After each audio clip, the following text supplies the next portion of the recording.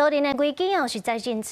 屏东市建国路甲建和街路口今仔日中昼，有一架拖班车车顶有载化学液体的物件摔落来，一个骑奥多麦过路的查某人去互喷着了后，是规身躯会肿个会痛。经过环保局检测，是去互正磷酸这款强酸喷着，一部分嘛流入去水沟仔内。环保局讲会依法来甲业者罚6,000块。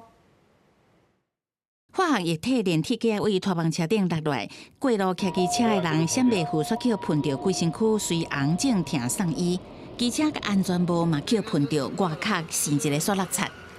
足臭的啦，也可能是咱的硫酸的物件啊。化学的，对，化学物品啊。变去的化学液体有真插片的臭味，民众怀疑是硫酸锭强酸。代志是28中昼，屏东市建国路甲建和街交叉路口发生的。警消到位了后，随由封锁线警戒，环保局嘛派人到现场，初步检测液体 pH 达2.1。以现在的 pH 值来看，应该是强酸。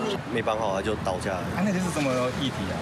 真磷酸，做化学肥料。了解证实，液体是浓度85%做化学肥料用的正磷酸，伫刷抢运送的过程可能无固定好并类，因为部分磷酸已经流入水沟啊。环保局刷落检测排水沟的水质。以小苏打粉在路面上先行做中和，然后后续我们会以木屑来做吸附。另外，针对水沟的残粒的部分，我们已经请厂商紧急的调派水肥车来抽取后再运送到合法的处理机关来做处理。现场也扫大粉调和正磷酸，为了谨慎，县政府通报环境部环境事故技术小组来检测，后续也依照废清法对业者处6,000块罚款。记者综合报道。